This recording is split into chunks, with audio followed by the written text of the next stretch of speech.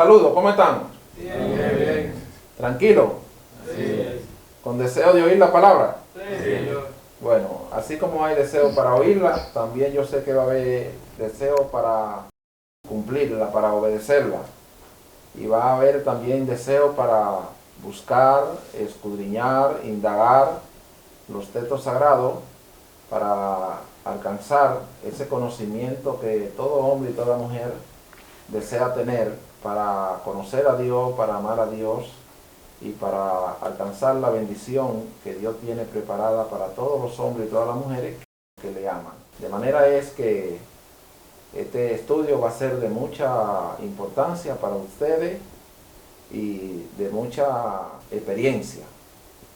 Aquí estamos con ustedes nuevamente, Evelyn Hernández y su hermano Julián de Paula, para seguir tratando y estudiando los textos sagrados, los libros, los evangelios, los profetas, donde ellos nos confirman que los libros sagrados son libros de ocultismo, de un conocimiento escondido, de una sabiduría secreta.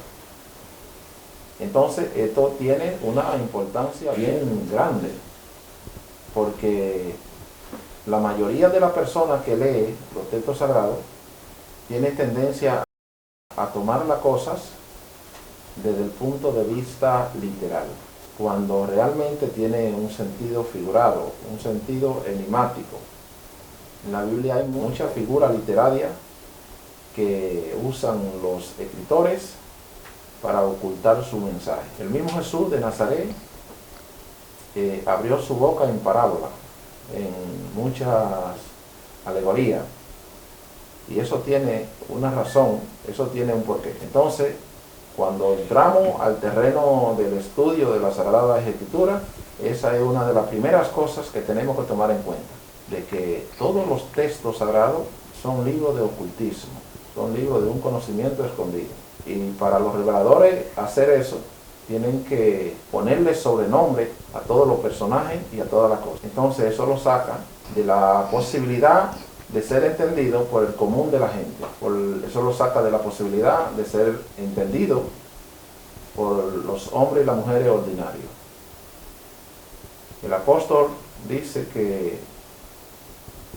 Pablo, por ejemplo, dice que esa sabiduría que él recibió, ese conocimiento que él aprendió, no lo recibió de hombre ni lo aprendió de hombre alguno, sino por revelación de Jesucristo. Y así ha sido por todos los grandes sabios. Los hombres y las mujeres que no entienden eso, leen, estudian, pero no logran crecer, no logran trascender, porque se meten en el terreno del hiperliteralismo y no tienen la forma de cómo penetrar a los sentidos recónditos de los grandes enigmas. Ejemplo en Mateo 13, verso 34. Todo esto habló Jesús por parábolas a la gente, y sin parábolas no les hablaba. Todo lo que tiene que ver con los grandes misterios de la vida y de la muerte y del universo, Jesús lo explicó y lo dijo en parábola. Y ahí en el Nuevo Testamento no hay nada que no haya sido dicho en parábola. Todo lo que Jesús habló, lo habló en parábola. Las parábolas son formas de decir la cosa y de difícil interpretación. Por eso hay que tener cuidado cuando uno vaya a penetrar y vaya a buscar el conocimiento escondido en las parábolas. Porque fácilmente las personas que no están preparadas, que no tienen esa facultad, tienen tendencia a tergiversar los mensajes y no pueden revelar lo que quiso revelar el escritor. Ejemplo en Marcos 4, del 10 al 12. Cuando estuvo solo, los que estaban cerca de él con los 12, le preguntaron sobre la parábola, y les dijo: a vosotros le he dado saber el misterio del reino de Dios, mas a los que están fuera por parábolas todas las cosas, para que viendo vean y no perciban, y oyendo oigan y no entiendan, para que no se conviertan y les sean perdonados los pecados. Ahí tenemos la explicación que le da Jesús a un grupo de personas que cuando él estaba solo se le acercaron junto a los 12 y le formularon la pregunta sobre las parábolas. ¿Y qué le respondió Jesús? Él le dijo claramente: a ustedes, que significa vosotros, le es dado a conocer el misterio del reino de Dios. Más a lo que están fuera, en parábola todas las cosas, para que viendo no vean y no perciban, y oyendo no oigan y no entiendan, para que no se conviertan y les sean perdonados todos los pecados. Usted ve cómo lo dijo claro. Hay a personas que Dios le da a conocer el misterio del reino de los cielos, pero hay a otros que no. Entonces, cuando tú vas a predicar y a enseñar con un conocimiento que para el resto de la persona se ha mantenido oculto, por lo regular te dicen que tú eres un mentiroso y que a ti te gusta inventar. Y ellos lo que hacen es que se tapan los oídos para ni siquiera oír, o se te van del lado. Porque ellos piensan que ya tú saliste a engañar y a mentir. Por eso la mayoría de los profetas y de los grandes sabios, las multitudes lo aborrecen, lo odian, lo desprecian. Porque el hombre se siente mejor con la mentira que con una persona que le habla la verdad. El hombre se siente mejor con el engaño que con una persona que le hable y que lo quiera desengañar. El hombre se siente mejor con el mal que con el bien. Una persona así se convierte en un ser intransigente, no cambia, no modifica su pensamiento, y al no modificar sus pensamientos, tampoco modifica sus sentimientos, su pensamiento ni su carácter. Y sin embargo, de eso se trata, de una persona inconversa, de cambiar, de modificar su carácter. Y por eso Dios siempre ha tenido misericordia con el hombre y la mujer que siente ese deseo intrínseco por la instrucción, por el conocimiento y por la sabiduría. Porque mientras hay personas que la buscan y que la desean, hay otros que la desprecian y que no la quieren ni siquiera oír. Por eso dice el profeta Salomón que como es el humo a los ojos y como es el vinagre a los dientes, así es la sabiduría para el tonto. Algo despreciable. Muchos de ustedes yo sé que han sentido el humo por los ojos, ¿verdad? ¿No le ha pasado un humo que le pone los ojos llorosos? Sí. Y muchas veces cuando una persona, por lo regular ya eso no se ve, que la gente tenga mucha carie. Pero cuando usted sabe que en esos tiempos atrás casi la gente usaba muy poco instrumento para cepillarse y para asearse los dientes. Y por lo regular tenía mucha carie la persona. Entonces en ese caso, tú te pones un buche de vinagre o de agrio y eso te pica como algo insoportable. Y por eso el profeta Salomón compara la sabiduría con respecto al tonto, lo compara con el humo en los ojos y como el vinagre en los dientes, porque es algo despreciable, algo insoportable. Así es la sabiduría para el tonto. Pero ustedes son gente sabia, son gente prudente y son gente que van a buscar el camino correcto y que también le va a agradar la verdad, porque se la vamos a enseñar en este ministerio. Debemos saber que hay muchas personas que Dios les revela su conocimiento y hay otras que no se lo revela. ¿Por qué? Se la niega mucho. Porque la mayoría de las personas tiene un patrimonio de prejuicio, de tradiciones y de costumbres que no tienen nada que ver con los principios. Son tradiciones de hombres, son costumbres humanas, por lo regular de gente inconversa, de gente impíos. Entonces, cuando una persona se maneja por prejuicio, por costumbre, y por tradiciones, entonces mantiene distanciamiento dentro de él y el Creador. Porque el Creador se maneja es por medio de conocimiento certero.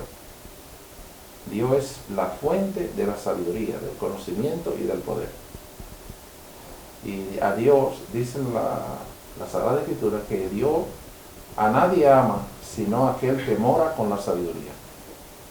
Salomón dice, he aquí que el temor a Dios es la inteligencia y el apartarse del mal, la sabiduría.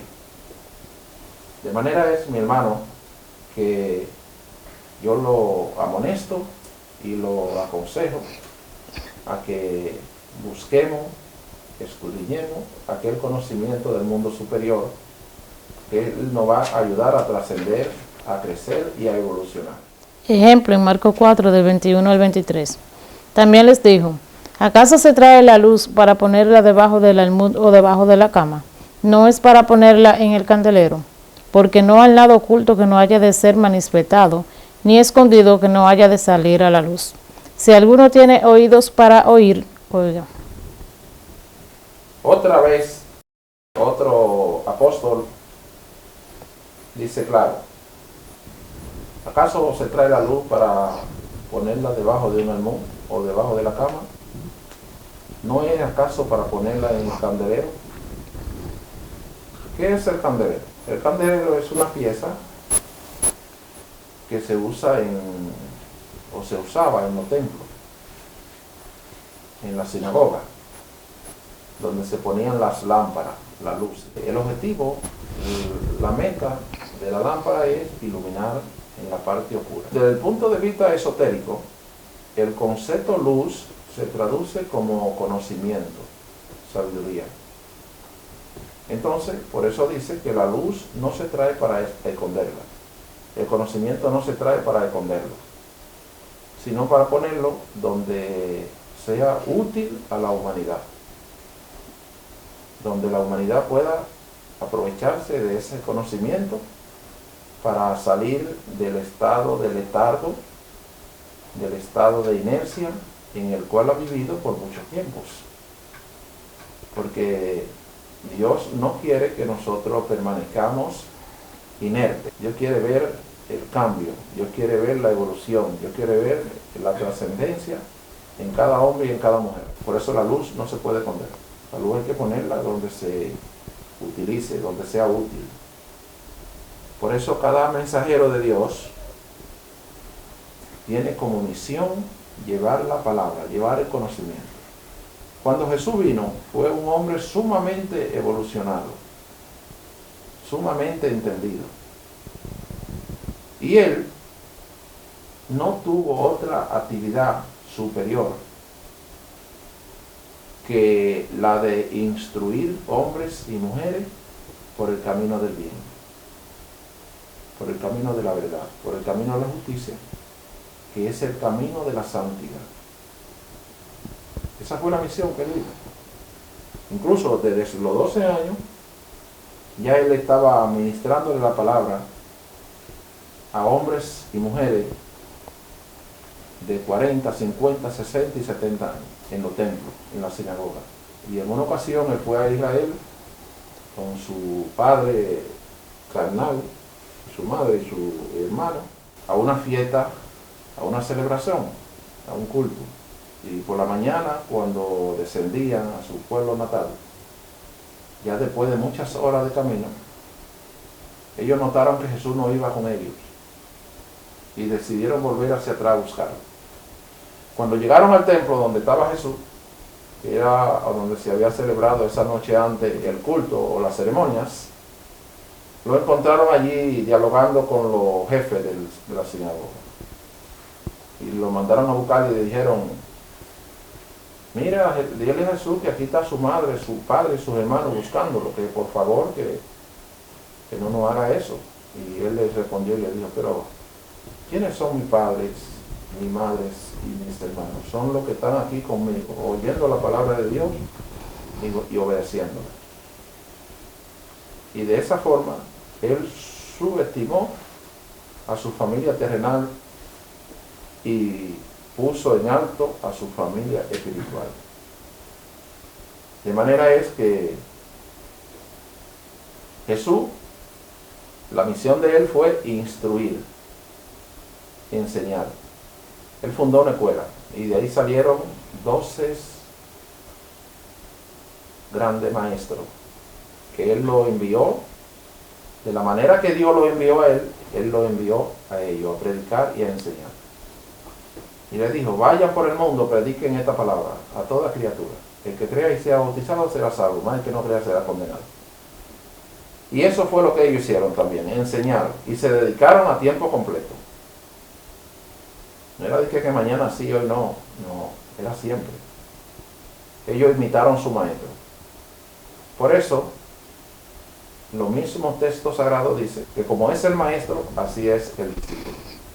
Y el maestro mismo dijo, bástale al discípulo ser como su maestro y al siervo como su señor.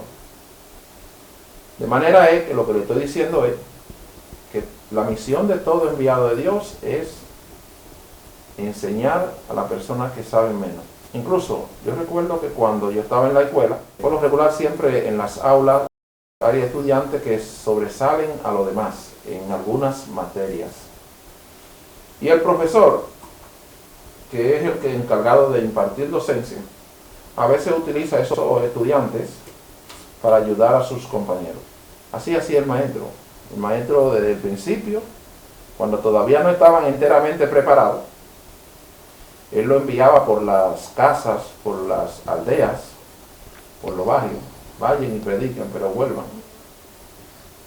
Porque realmente la práctica hace la perfección. La misión de todo enviado de Dios es orientar, aconsejar e instruir por el camino del bien. Ahora bien, no todo el que dice Señor, Señor entra al reino de los cielos, sino el que hace la voluntad de Dios. Porque hay muchos mensajeros, pero no todos los mensajeros son mensajeros de bien, ni de bondad, ni mucho menos de la verdad. Hay muchos mensajeros que son del otro bando, del otro lado. En vez de predicar el bien, predican el mal. En vez de predicar la verdad, predican la mentira. En vez de predicar la santidad, predican la promiscuidad. El maestro dijo que los frutos del Espíritu consisten en toda bondad, en toda verdad, en toda justicia. Cuando Pablo hace una amplia disertación en base al amor, que es la mayor de todas las virtudes, Pablo dice, el amor no hace lo indebido.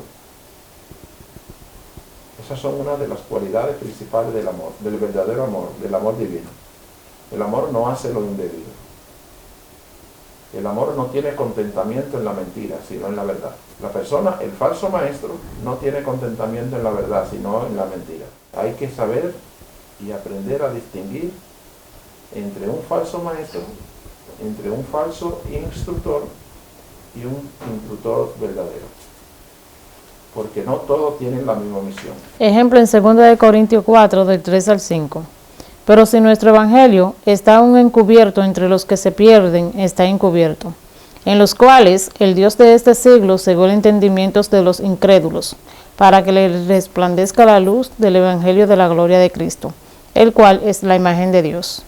Porque no nos predicamos a nosotros mismos, sino a Jesucristo como Señor, y a nosotros como vuestro siervo por amor de Jesús.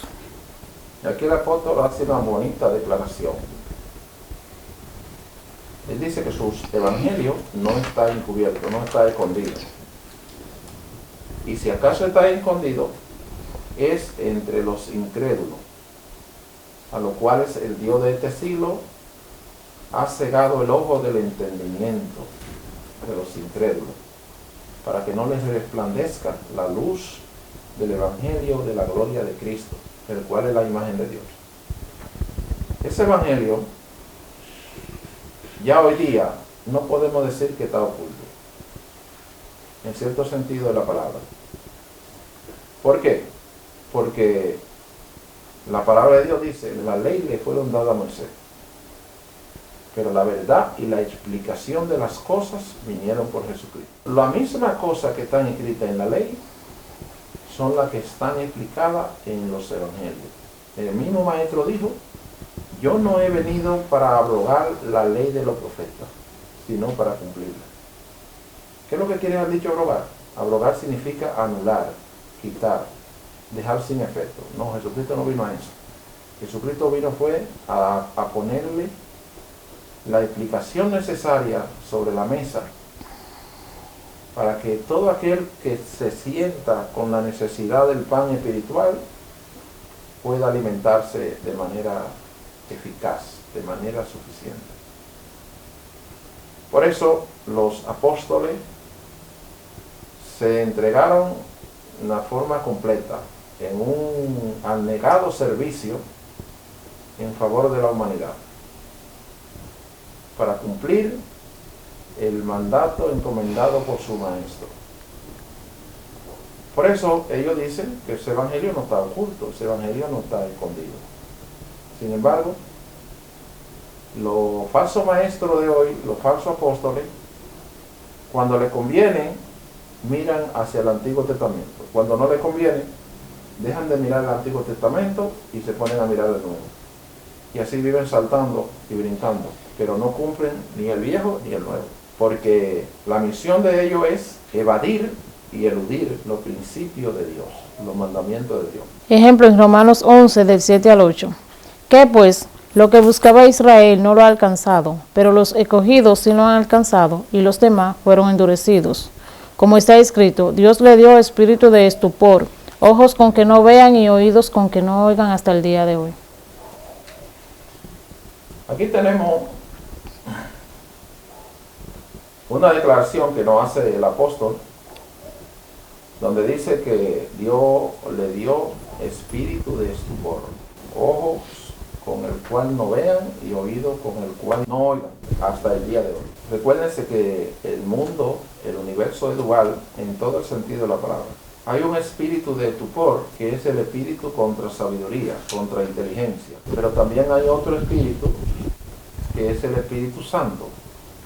El Espíritu Santo es el espíritu de sabiduría, de inteligencia y de temor a Jehová. Todas las personas que tienen el espíritu de estupor le temen a los hombres, pero no a Dios. Y son las personas que dicen toda clase de improperio y de blasfemia en contra de Dios, en contra de su Hijo. Cuando Jesús se manifestó en Israel, los que tenían ese espíritu de estupor decían que Jesús era un endemoniado, que Jesús era un embaucador, que era un mentiroso, que los milagros y las señales que él hacía, las hacía por el poder de Belcebú, el rey de los demonios. Es decir, que Dios, para ellos, y desde su punto de vista, Jesús era un malévolo, era un malhechor.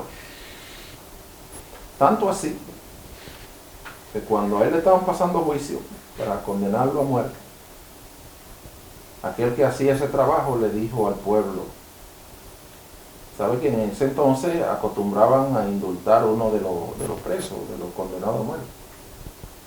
Un indulto significa dejarlo libre, sin castigo, sin la pena a la que está condenado.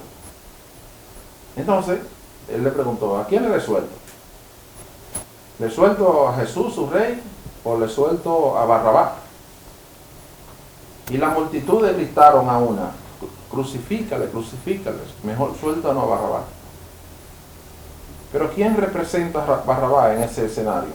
Barrabás representa la delincuencia, la maldad, el odio, la injusticia. ¿Y qué representa a Cristo Jesús? La bondad, la justicia, la pureza, la divinidad. Y ellos eligieron el mal a Barrabás y desecharon, pidieron la muerte para el justo. Sin embargo, a pesar de eso, había unos cuantos que lloraban y lamentaban la muerte de Jesús. Eso eran las personas que tenían conciencia de quién era Él y de cómo era Él. Las personas que no tenían conciencia, las personas que tenían el espíritu de estupor, eran los que lo despreciaban, lo injuriaban y pedían su muerte, su crucifixión.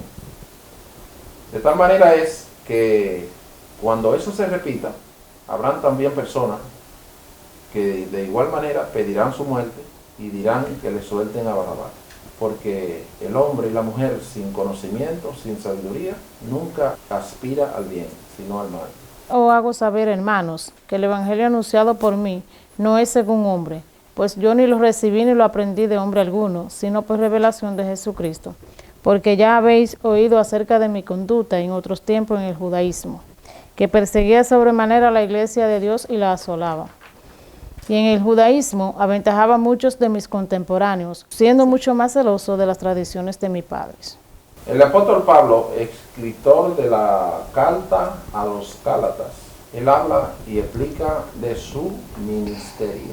Entonces, es muy importante saber esto, que ese evangelio que él anuncia no es según los hombres, porque él ni lo recibió de hombre ni lo aprendió de hombre alguno, sino por revelación de Jesucristo. Él hace un relato de su vida previa al llamado que le hizo el maestro, al llamado que él tuvo como apóstol.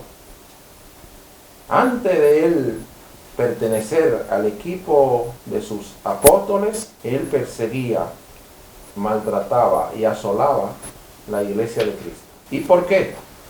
Él lo relata claro, porque él aventajaba a muchos de sus contemporáneos en el judaísmo, siendo celoso de las tradiciones de su padre y de la costumbre de su padre. Y por eso él era un enemigo asiduo tanto de los creyentes como del Maestro Jesús, de Cristo. Tanto así que por ahí en otra carta, en otros evangelios, él relata y dice que él participó en la muerte de Esteban. Esteban fue el que se convirtió entre los judíos, después de Jesús, se convirtió en el segundo mártir, que murió apedreado y asesinado por los judíos. Cuando eliminan a Jesús, lo sacan de circulación desde el punto de vista de su misión terrenal, entonces lo persiguen a los apóstoles, lo maltratan, lo encarcelan, lo apedrean, lo injurian, y ellos pasan por una tribulación enorme.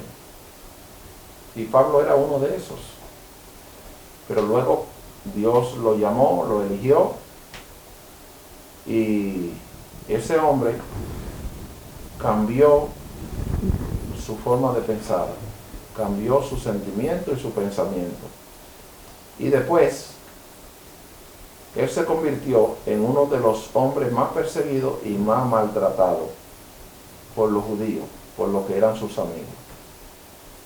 Porque siempre, desde el primer día de la caída del hombre, de los primeros días, de los primeros años, el hombre se dedicó a perseguir el bien y proteger el mal.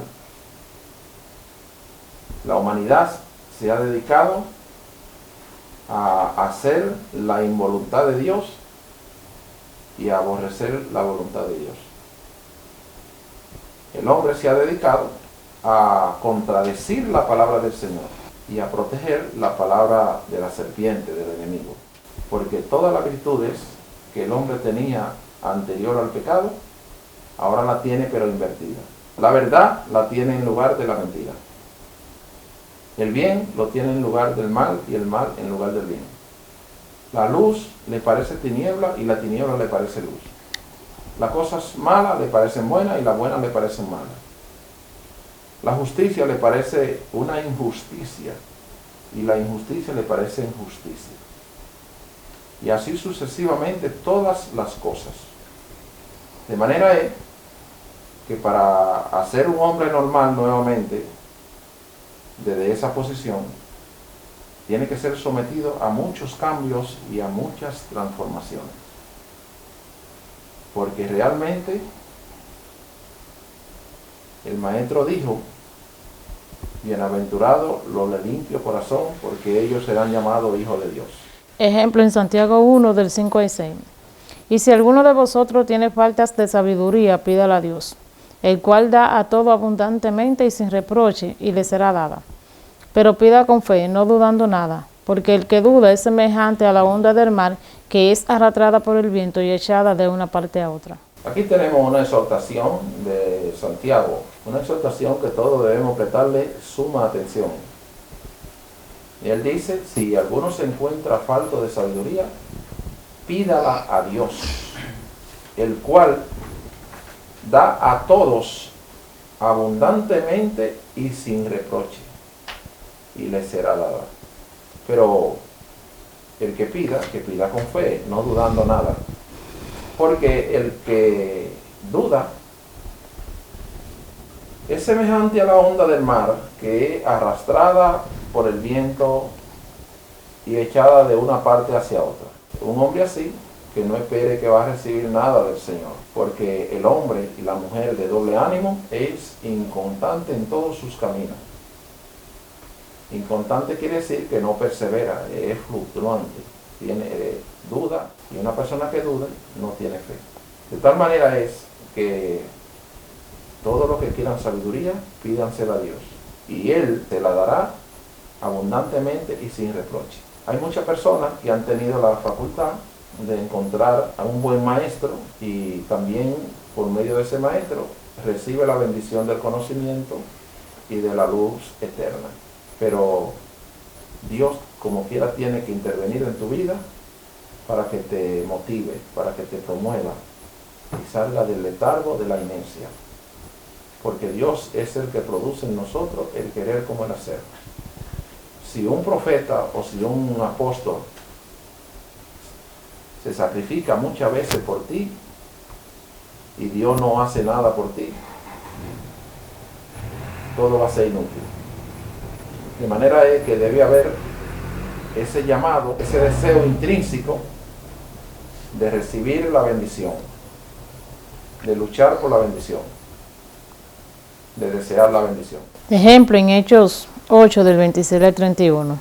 Un ángel del Señor habló a Felipe diciendo, levántate y ve hacia el sur por el camino que desciende de Jerusalén a Gaza, el cual es desierto. Entonces él se levantó y fue. Y sucedió que un etíope, eunuco, funcionario de Candace, reina de los etíopes, el cual estaba sobre todos sus tesoros, y había venido a Jerusalén para adorar, volvía sentado en su carro y leyendo al profeta Isaías. Y el Espíritu dijo a Felipe, acércate y júntate a ese carro. Acudiendo Felipe, le oyó que leía el profeta Isaías, y dijo, ¿pero entiendes lo que leéis? Él dijo, ¿y cómo podré si alguno no me enseñare? Y rogó a Felipe que subiese y se sentara con él. Aquí tenemos la historia de un buscador del conocimiento, de un lector, de un estudiante llamado, era un funcionario de la reina de Candace. Él descendía de Jerusalén a Gaza por el camino del desierto. En esos alrededores estaba el profeta, el apóstol llamado Felipe, un apóstol del Señor. Y el ángel del Señor, que había estado con aquel caminante, lo veía por donde venía y que venía indagando, venía leyendo, venía buscando. El ángel le habla a Felipe y le dice que se mueva y lo posiciona en el camino por donde iba a pasar aquel caminante que venía leyendo al profeta Isaías. Inmediatamente Felipe obedeció a la voz del ángel, movido por el Espíritu, se acercó al transeúnte, al caminante, aquel etíope, y de inmediato le formula la pregunta y le dice, ¿entiende lo que lee? Y aquel señor le responde, ¿cómo voy a aprender, cómo voy a entender si no tengo quien me enseñe, no tengo quien me lo explique?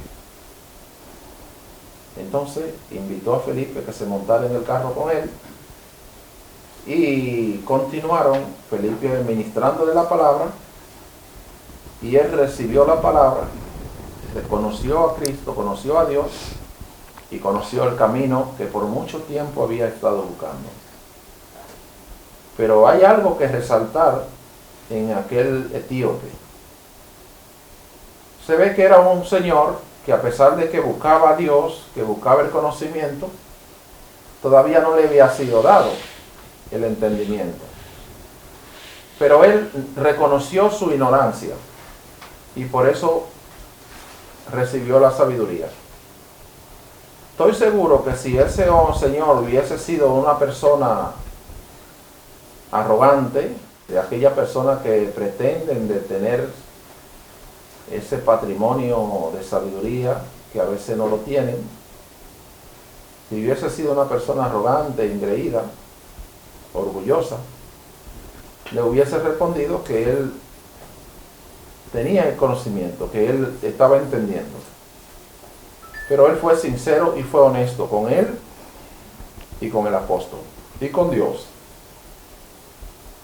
Y en pocos minutos él recibió la sabiduría y el conocimiento que en toda su vida, viajando de Etiopía hacia Israel, no había obtenido. En pocos minutos él recibió la sabiduría y el conocimiento que necesitaba para conocer a Dios. Pero ¿quién lo instruyó? Una persona que tenía un grado de conocimiento sumamente alto. Una persona fiel a Cristo, una persona instruida por Jesús. De manera es que no era cualquier persona. No era un maestro cualquiera, no era un falso maestro, no era un falso instructor. De manera es que en tal caso, una persona reciba un maestro enviado por Dios y reciba la palabra, reciba la instrucción, también recibe la salvación. Pero para eso se necesitan mentes y corazones libres de prejuicio y libres de supersticiones. Porque la persona impregnada de prejuicio y de costumbre y de tradiciones tiene tendencia a rechazar la sabiduría, a rechazar la palabra, creyéndose sabio y creyéndose instruido. Eso es lo más bello que tenía aquel etíope. Y yo lo invito a imitarlo a él, a buscar el conocimiento, a buscar la sabiduría, y a ese Dios le va a ayudar. Le doy la gracia a todos ustedes por haber participado en el estudio conferencia de hoy, donde hemos corroborado a través de los textos sagrados, los profetas, los evangelios, que los libros sagrados son libros de ocultismo, son libros de un conocimiento escondido, donde si una persona que estudia y lee no encuentra un buen instructor, una buena persona que lo enseñe, no puede salir al camino, porque se necesitan los primeros auxilios, las primeras instrucciones para poder caminar por el camino correcto, por el camino de la verdad y por el camino de la santificación. Yo le doy las gracias a todos ustedes por haber participado, por haber aceptado nuestra invitación, y lo esperamos para la próxima oportunidad, donde estaremos compartiendo con ustedes otro tema con otro mensaje diferente. Cariñosamente hemos estado con ustedes Evelyn Hernández y su hermano Julián de Paula. Muchas gracias a todos y a todas. Dios le bendiga. Amén.